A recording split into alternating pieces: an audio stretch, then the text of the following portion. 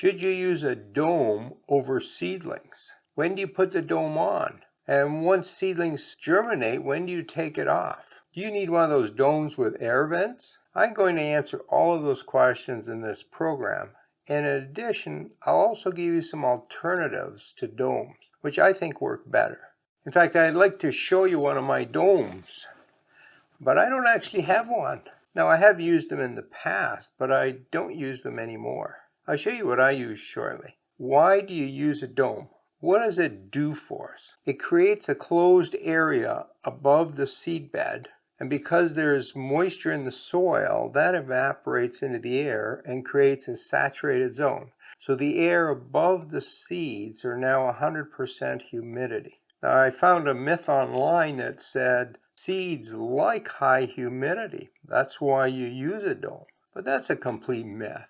Seeds don't need high humidity. I mean, think about it. Seeds out in nature, they germinate just fine without a dome. And most of them germinate without 100% humidity. That's a clear sign that domes are not necessary. But there are some cases where they're useful.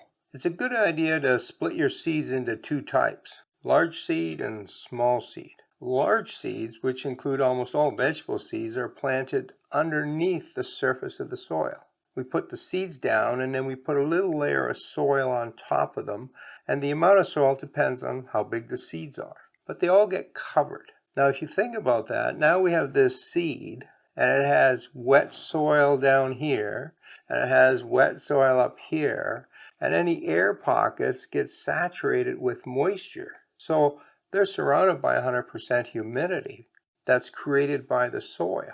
Those kind of seeds don't need a dome. By the time the seedling pokes its little head above the soil, it doesn't need high humidity. In fact, what's important for a seed is that the seed itself absorbs moisture. It has to be in contact with moisture. That's what starts the germination process. Even in the case of seeds that need to be stratified, they need moisture first, and then they need the cold treatment. They get that moisture from the wet soil, so you don't need domes.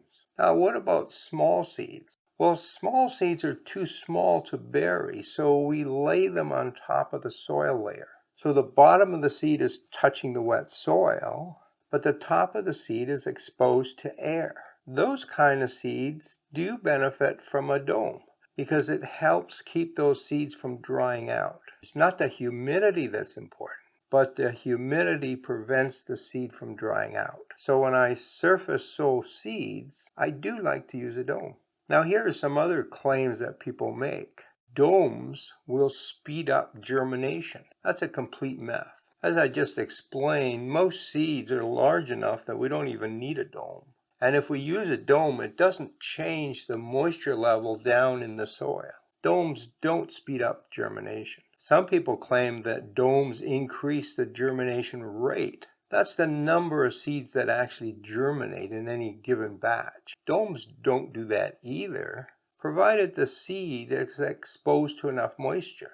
Obviously, if you let your seeds dry out because you haven't watered the soil, they're not going to germinate. Another person claimed that you need a dome because as seedlings poke their little heads above the soil, they'll shrivel up and die unless they get high humidity. That again is simply not true.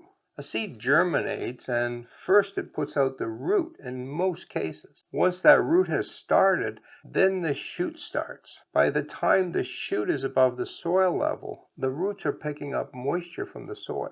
So humidity is not that important for the seedling. All right, so what are some other alternatives? Well, some people just use saran wrap and just cover it with a thin film. And that works just as well as a fancy plastic dome. In my plant room, I have a container with a sheet of plastic over top, so that acts like a dome. My all-time favorite dome is this right here. It's just a baggie. I like to start my seeds in pots, and if I surface sow the seed, I put it in a baggie. Now I can close the top and I get 100% humidity. Once the seedlings start, if I want to lower the humidity, I just open the bag a little bit, and I reuse these over and over and over again. All right, so you're using a dome of some type, and the seedlings start to show their little heads. They've germinated and they're starting to make that shoot. When do you take the dome off?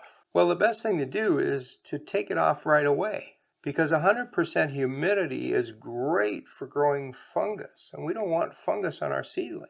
Damping off, which is the #1 killer of seedlings, is a fungus as well, and it likes damp locations. So we want to take that dome off as soon as we see the shoot coming up. Now, a lot of people, including myself, take it off slowly over a couple days. We don't just pop it off, right? Particularly in wintertime, our homes can be quite dry because we're heating them.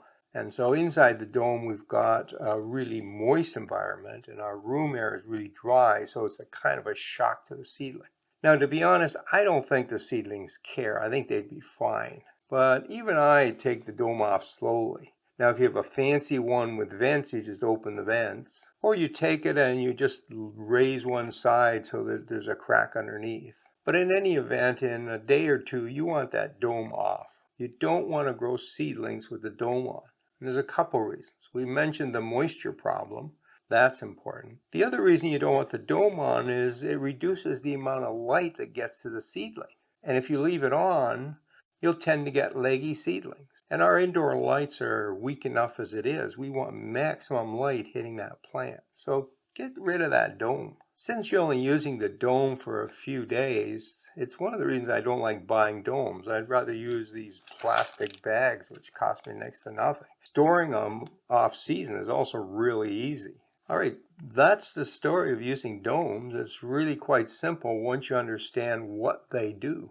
Now, if you'd like to learn more about seed starting mistakes, have a look at this video here. And if you're wondering, should I use a heating mat with my dome or without my dome? Have a look at this video here. Happy gardening.